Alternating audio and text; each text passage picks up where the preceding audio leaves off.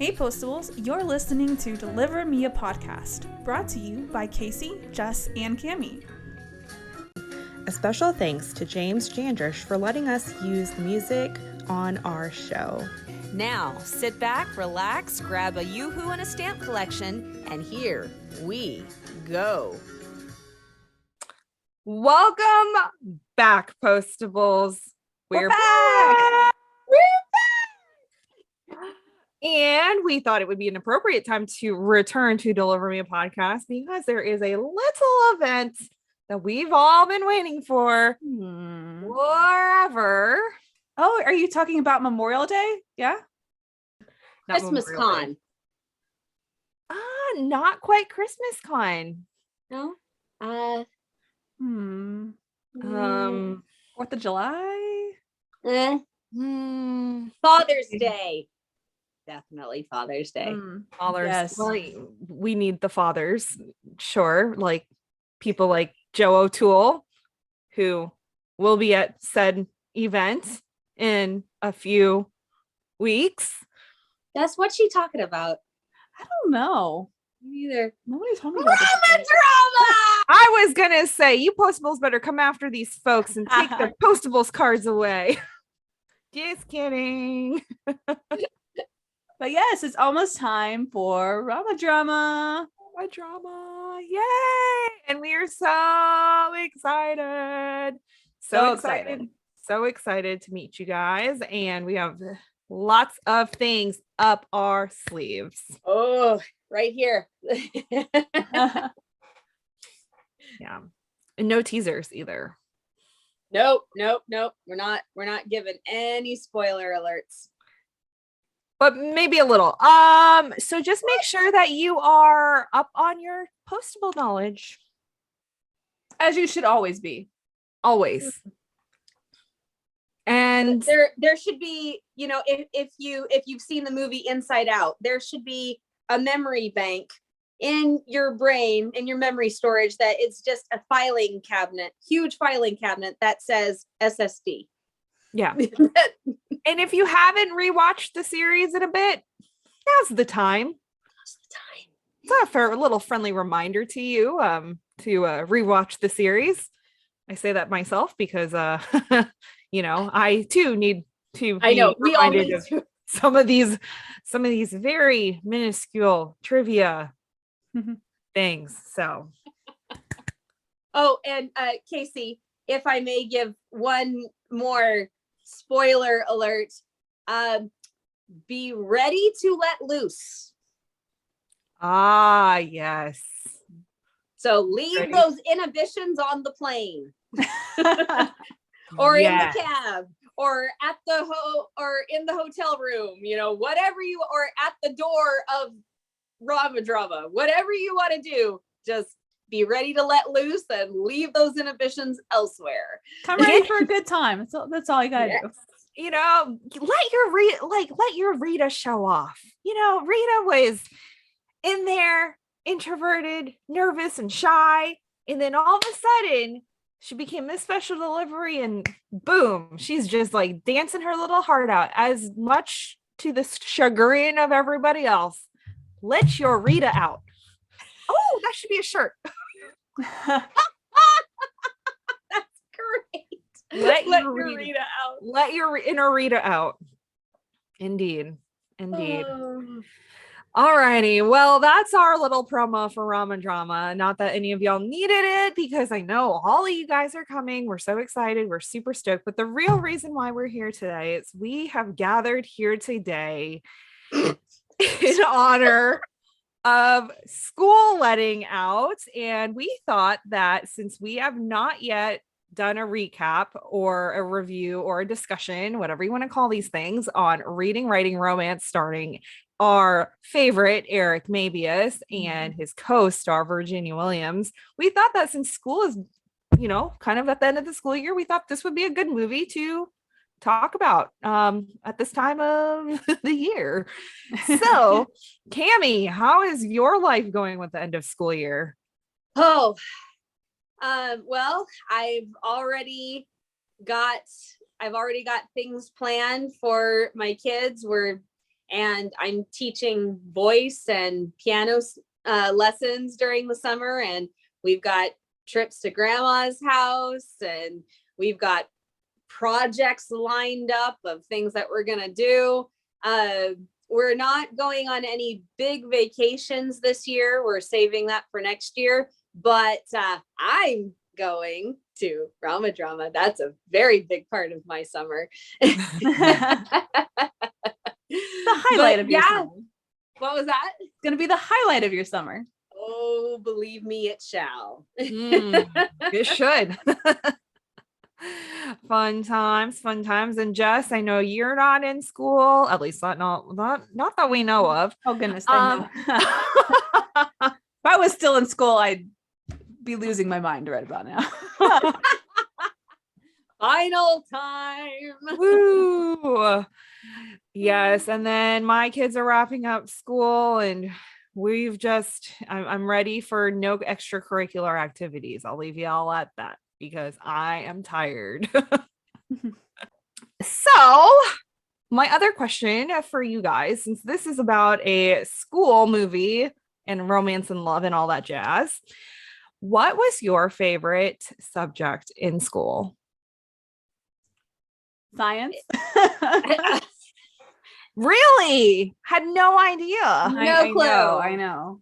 Did you love all the sciences? No, just chemistry. I didn't like biology very much. Because chemistry is more math based, and I also like math. So she liked chemistry. Oh, and to make that connection further, that is my favorite part about this movie is the chemistry. What? I did not see that segue coming, but well done. Well done. Look at us. Well done. So you didn't like biology in school? No, you didn't like dissecting stuff, like stabbing dead animals? animals? I like that, but we didn't, like, when I was in high school, we didn't do anything like that. Really? Yeah. Our sad biology classes weren't like the greatest. So well, that's probably why you didn't like it, because I'm not a science person. I did that stuff more in middle school. My favorite was when we got to like dissect an owl pellet, which is like when they like eat and the bones are in there. We got to like reconstruct a little animal. I sound really morbid right now. I did that too in high school in biology class. Our crowning moment was dissecting the pig. Oh, it was so fun. And I don't like science, but I love that. Like, you just like kind of, I just don't like the smell of the formaldehyde that they like put them in or whatever. It's a little smelly. Yeah, it is kind of gross, but yeah. We did insects, we did the pig, we did another small creature, smaller than a pig, but yeah, that was our crowning moment in biology, was dissecting the little piglet. I did the frog in middle school. Oh yeah, we did the frog and a worm. Like an earthworm. Oh yeah, frog and worm, we did those too. Yeah. Interesting. Yeah, fun times, but I'm not a science person.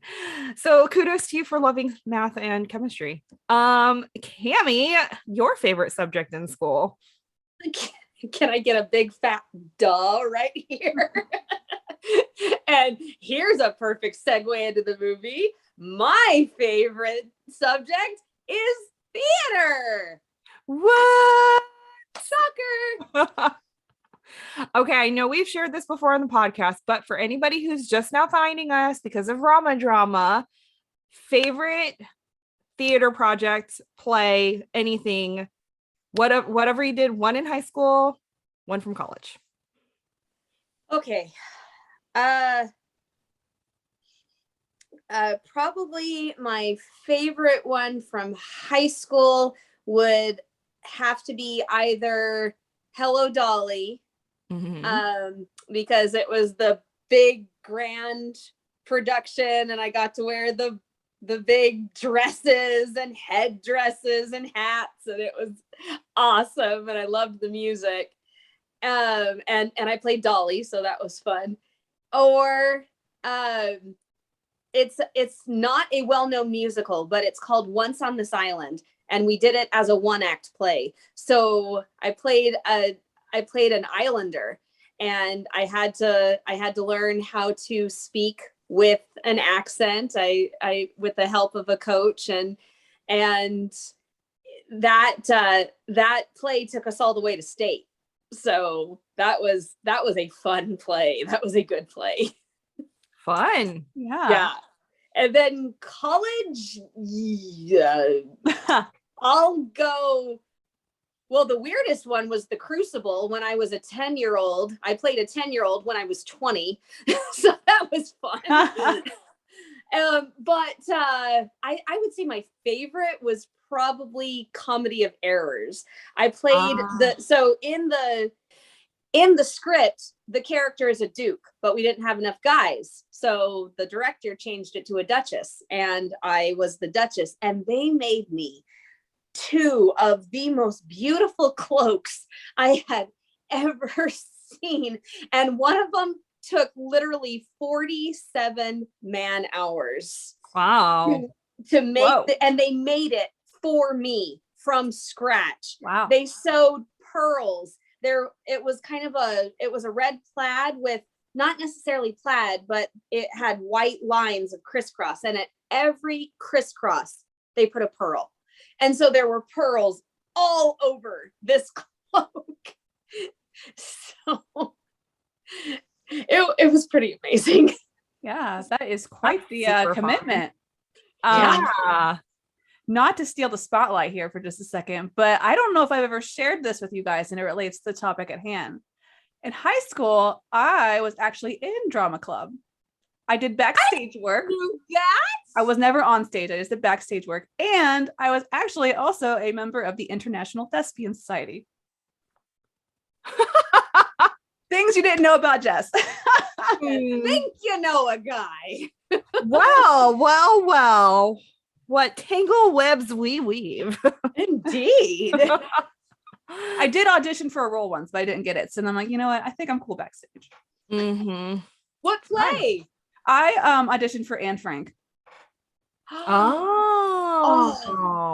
is one I have never done, and I would love to do that one day. Yeah. Yeah.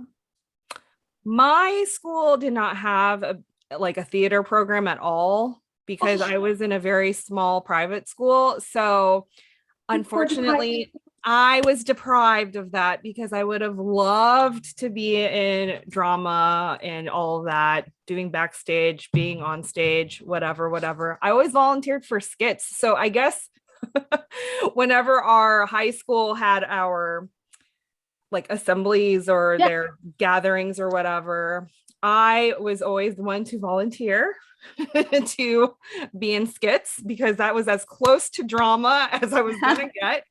And I think my claim to fame is at the school, probably still amongst the teachers who were there at that time, 16 years ago, is when every year as a tradition, our high school group we would pick people and we would write a script and we would impersonate our teachers. They would say sometimes it was off the wall accidental stuff. Sometimes it was just funny little quirks that they would say or mannerisms or their little catchphrases or whatever. So we'd kind of write a script specific to that teacher. Mm-hmm. And then we would basically put on this mini play for the teachers and they wouldn't know. And so when I was in 10th grade, this kind of segues into this movie, actually. I was tasked to impersonate my English teacher by another English teacher who I love and adore. May she rest in peace. Love her. She has passed on since then, but she was the sweetest person. And she said, "You need to impersonate your English teacher." And I said, "Ma'am, she is very boring." And she's like, No. Remember that time she accidentally said in front of your class that she needed a man because she was perpetually single? So I wrote the script and I basically that was my claim to fame, is I impersonated that time that she accidentally blurted out really loudly and very emphatically that I need a man. So if you could have been in a play at your school, what would you have wanted them to do? Oh, I don't know. I do know when I was in junior high, they did do Cheaper by the Dozen. That was when they had a theater speech program-ish. Mhm. thing, but I guess the interest kind of dwindled. And like our school is really good in sports and we were really good in music. So we were always going to state in like band, orchestra, sonata contests for piano, etc. Mhm. And then for sports, we were really big on sports. So I guess that's why they kind of like, filtered out the theater stuff, but they did do cheaper by the dozen. I don't know. I think that would have been fun. Now in college, what I should have done. So if you're younger than me and you're like a young one over there, when you go to college, just try everything. And I think that's the one regret I have is despite not being a theater major or person, they did have a lot of theater opportunities.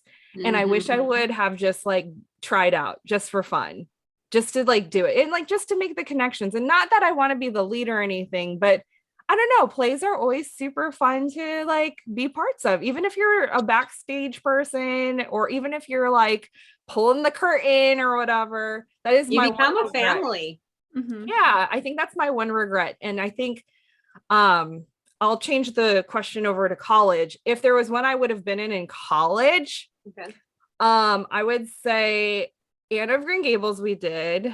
Oh, They did you that didn't one. try out for it? No, because I wanted to watch it. And the guy and girl playing Matthew and Marilla were actual real life twins. Oh my word. They were perfection, let me tell you. Another one that would have been fun to be in would probably be something like Cyrano, because we did that one. They did The Miracle Worker with Helen Keller. That one was a good one.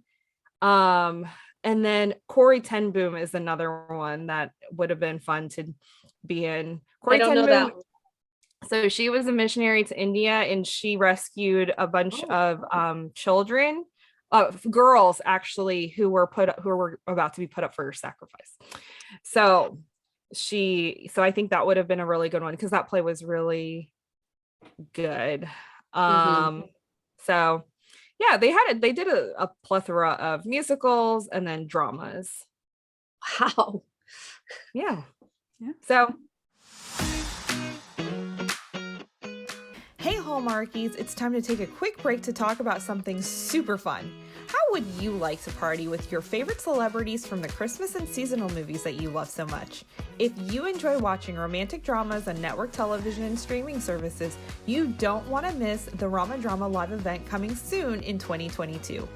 Spend the weekend escaping into the RomaDrama world and meeting your favorite on-screen celebrities like Trevor Donovan, Ryan Pavey, Andrew Walker, Wes Brown, Brittany Bristow, Erin Cahill, Rob Mays, and more.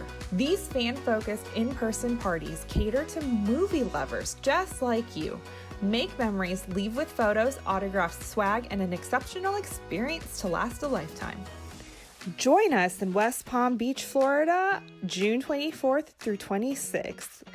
I know that is just a few weeks away, but it is not too late to get your ticket. You can find more information on buying tickets for these events on RomaDrama.com. We hope to see you there, Hallmarkies.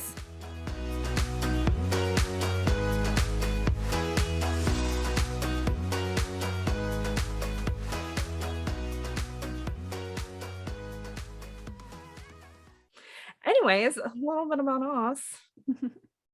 So, yay. Y'all want to talk about reading, writing, romance? Let's do it. Let's talk about it. Do it.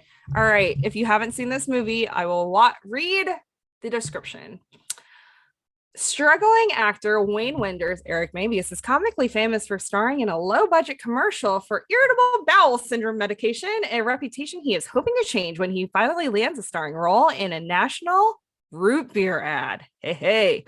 But when the paycheck for his big break is delayed, Wayne looks for other options to pay his increasingly late rent and ends up interviewing for a gig teaching Shakespeare at the local high school.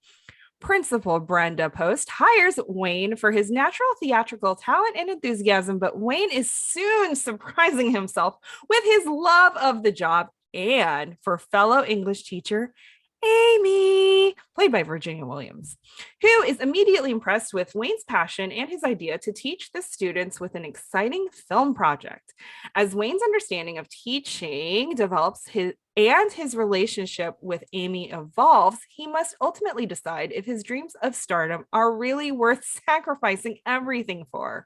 Also starring Meredith Baxter, Martin Mull, and Adam Kolbersh. Woof. So this also was filmed, I think, I don't have it up in front of me, but I believe it's 2013. Yes, it is 2013. So that also gives you guys kind of an idea of where this movie falls in the history of Hallmark, because we do know that Hallmark movies have evolved a lot since then. And I want to say that because I'm sure that we all have thoughts on this movie. Initial thoughts. I can go. I actually really like this movie. I think it's really lighthearted, and I enjoy like the comedy bits of it. And like I said before, I think they have really good chemistry. So that's really kind of what sold this movie to me. All right, Cammie? Having been in the theater program at a high school, I was like, this is bonkers. The story was bonkers, but it was fun. And I will say this, I liked it a lot better the second time. Oh, so watch it twice. Watch it twice. Yes. But I mean, it was just crazy. One thing I do want to say that just is the whole character of the vice principal, Mr. Troutman. He's nuts. He is positively nuts. And one thing I could not understand is how they were so down on an actor becoming a substitute and then going for auditions at a creative arts and technical high school. Like, that's the whole point of this high school. It was not a public school. It said creative arts and technical high school. So they are there to become professional performers or professional technicians. And so the fact that they are trying to disgrace and trying to downgrade Wayne for being a performer, no, that doesn't make any sense. So, I mean, it may not make sense to us, but it makes sense to somebody who's very by the book and who already has a vendetta against somebody who's like in the industry. Like, maybe, I don't know if the principal like tried to be a movie star, then just got uberly jealous, like got a chip on his shoulder. Clear. And he has a chip on his shoulder because that wasn't very clear, especially and like now that I'm thinking about it, like, okay, if you have a chip on your shoulder, then why are you at a technical arts school being the vice principal? If like what? But yeah, I agree with y'all. This movie, I did find it fun. It's always fun to watch movies that like, for example, Eric, we've seen him in so many different roles, and this is a very different role than Oliver. He's not serious one iota. Not serious Shakespeare. This is jumping on the table Shakespeare. This is like Shakespeare. But it was also really bonkers. It was very much a early 2010s Hallmark movie where things are a little more contrived, they're a little more cheesy, they're a little more bonkers. Like, this is not actually going to happen in real life, but okay, we'll go with it. But it was still fun. Like, it was a fun one. It was definitely a fun one to watch for sure. Now, I know that a lot of people out there who've seen the movie equate Wayne's character and Oliver as similar. What would you say? I would say that Wayne is Oliver O'Toole's like twin from another universe. I was about to say say an alternate universe twin, maybe, but no, because the one link I see between the two of them, besides Eric Mabius, of course, is the Shakespeare. Right. But like one's focus is the literature aspect of Shakespeare and one is the theatrical aspect of Shakespeare. Right. So they're like two sides of the same coin. Right. Yeah. So I don't see a similarity beyond looks and Shakespeare. Wayne Winters is like if Ramon decided to get into Shakespeare. if Ramon inhabited Oliver's body, and so the two personalities got mixed. See, we can make this alternate universe work. We would have Wayne Wenders. That's what. That would be an interesting movie. Yes, indeed. Now, did you know that? So the big thing is, will Wayne leave to go take this movie? Zombie he gets movie. The lead. Yes, he gets a lead in a zombie movie, and it's the chance of a lifetime, and it's going to happen in Toronto. Did you know that is based? It's a reference to the movie Resident Evil that he was the lead in, that shot in Toronto, and it was a zombie movie. It was a reference to that. So yeah, that was a fun fact that we had discovered. Yeah. But I loved his line, "Who needs zombies when I get to work with real monsters?" You know. That is a fun line for sure. Now let's working with teenagers. Oh. No joke. What is it Brenda said? I've seen grown men cry and grown women join a convent. Yeah. Well, let's segue into the chemistry between Wayne and Amy. Love at first sight? For him. I agree. I wouldn't say love at first sight, but very strong attraction. Because hypothetical question, is she single? There is a strict no fraternization policy. That's barbaric. Oh, Amy and Wayne. So, Jess, what else did you like about their chemistry? Yeah, it was your favorite part. That was your favorite part. Yeah. I don't know. I just thought, I thought they played very well off of each other. I like that it was kind of more of that instant attraction. Like they didn't really like tiptoe around it. They just sort of embraced that, like, yeah, we're into each other and let's do this thing. And they have I thought it was really funny because they have a whole conversation of it's not a date. And it just made me think of Science Little Delivery, where it is a date. We both had the date conversation. The only thing I didn't really care for as far as like the relationship aspect is I hate end of the movie proposals. So we could have just cut that out and it would have been perfect for me. But I know a lot of other people enjoy an end of the movie proposal. I personally do not, but I can live with it. I didn't mind the end of the movie proposal because it's not like it happened like 2 days later. Yeah. So there was a bit of a time jump. So I was okay with it because I'm with you. Typically end of movie proposals, if there's no time jump, I'm like, but y'all just met like 3 weeks ago and she just came off of a relationship with another dude and now you're coming in and you're proposing and then we're all supposed to believe that this is all happening. Okay. It's the Hallmark magic, it just know. When you know, I guess. The Hall Spark, as they call it. Cammie, speaking of Hall Spark, how did you feel about the Hall Spark? The Hall Spark for me, okay, I was fine with it. I guess that it just bothered me a lot that, number one, they made it a school board policy. And then knowing this, they broke it a lot, even on school grounds, Just like, okay, you guys, I'm fine with you kissing at the ice cream shop, but you are breaking the rules. And then Troutman stalking them. That was just like, okay, wow. That was creepy.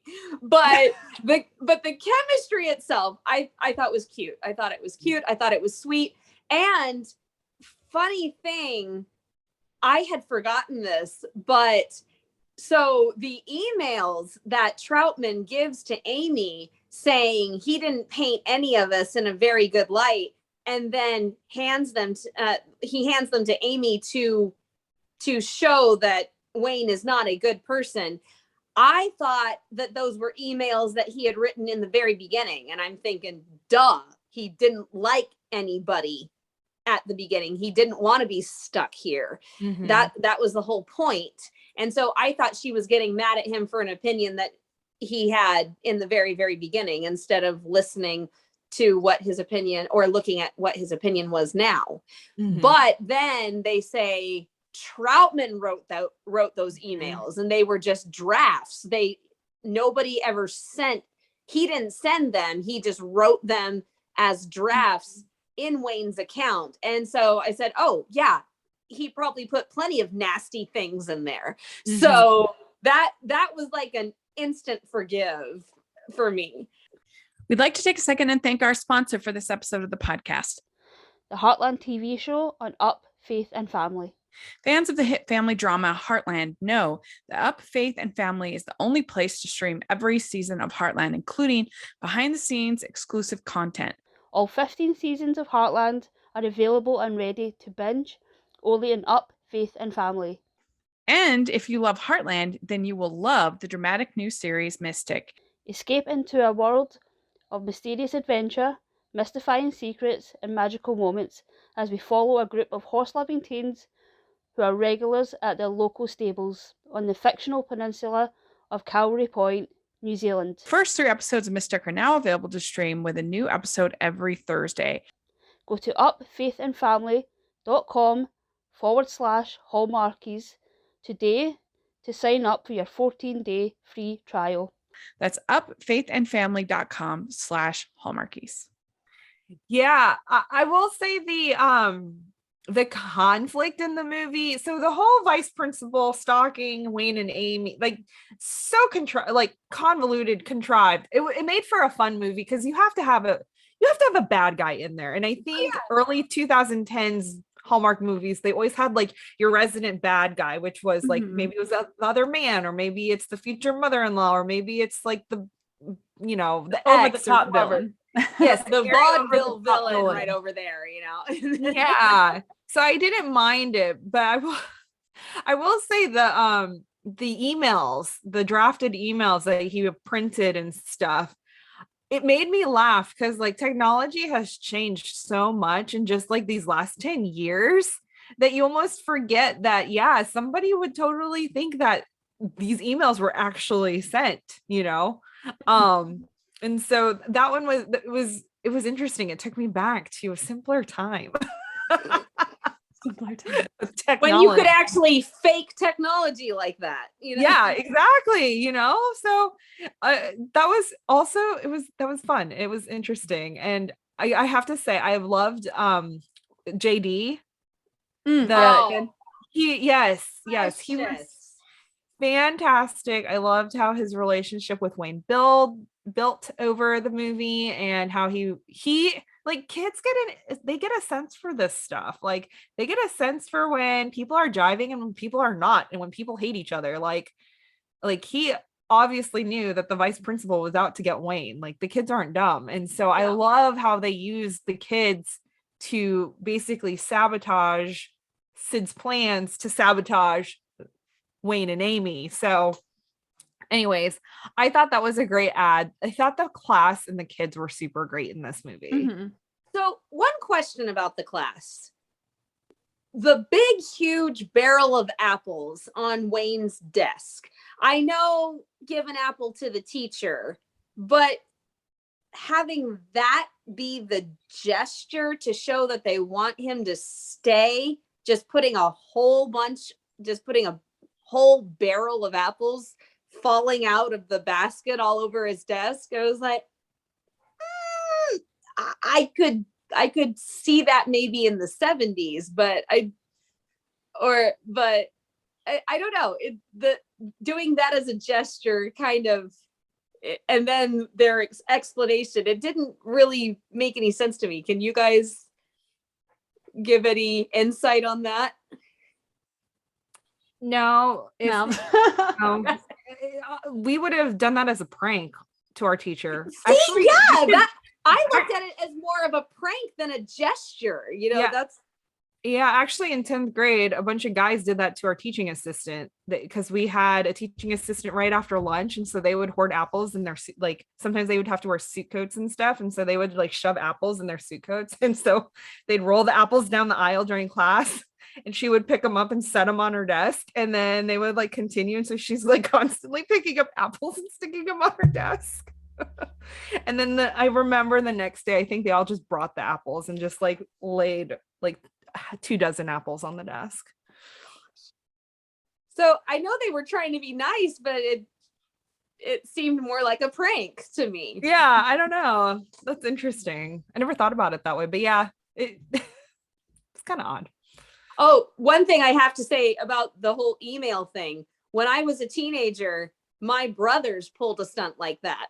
They made it look like there was an email from my boyfriend that he had been at the wrong place at the wrong time and he had actually gotten arrested. And I was like, you've got to be kidding me. What? And then my brother said, Cammie, it's a joke. I hate you all.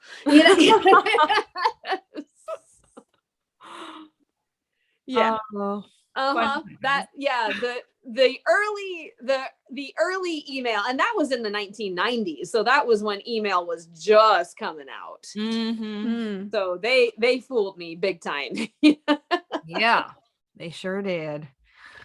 Well, any other last thoughts before we wrap up reading, writing, romance?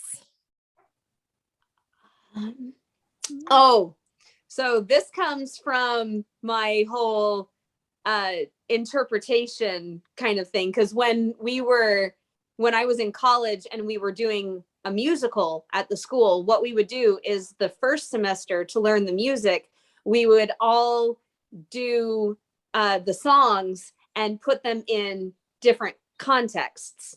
So for example, we were doing Fiddler on the Roof one year, and a guy and I did the song Do You Love Me as a couple having the determine the relationship talk.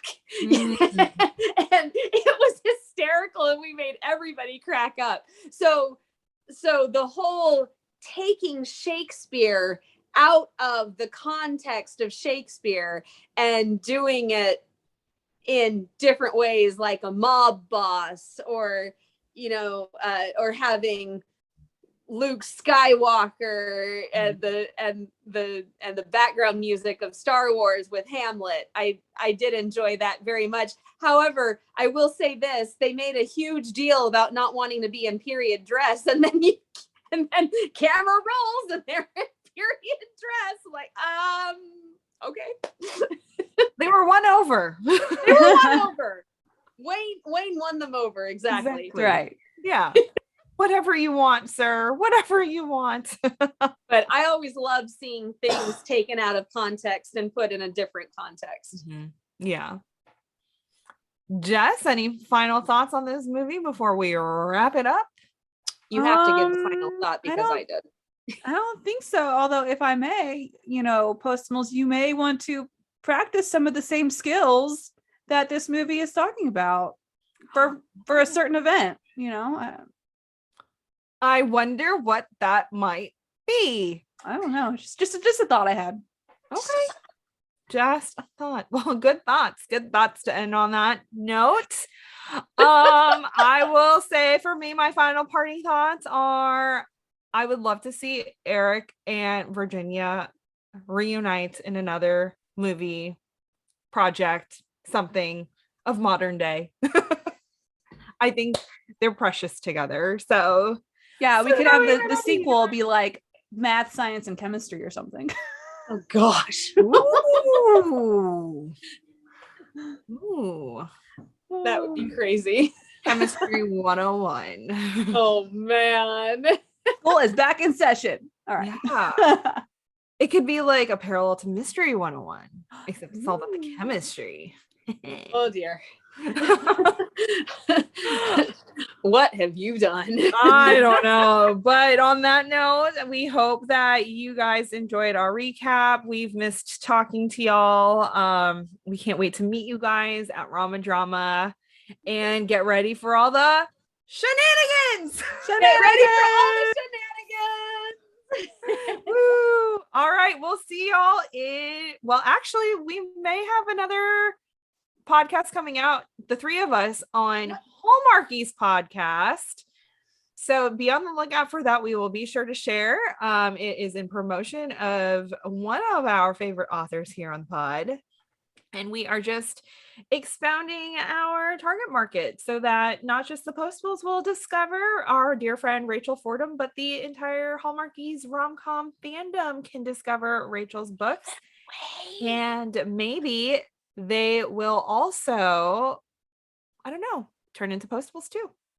So we will see y'all when we drop that episode in a few weeks, and then we will see you guys at RomaDrama. So be sure to follow us on Deliver Me a Podcast on Twitter and Instagram, specifically Instagram, because when we are at RomaDrama, we will be posting videos. For those of you who are unable to come, we'll do our best. We'll do our best to go live. We'll do our best to video as much as we can. We will reshare things that are that we're tagged in regards to RomaDrama, so that you guys can, kind of be there virtually as we can try to include you. So follow us there, and we will talk soon.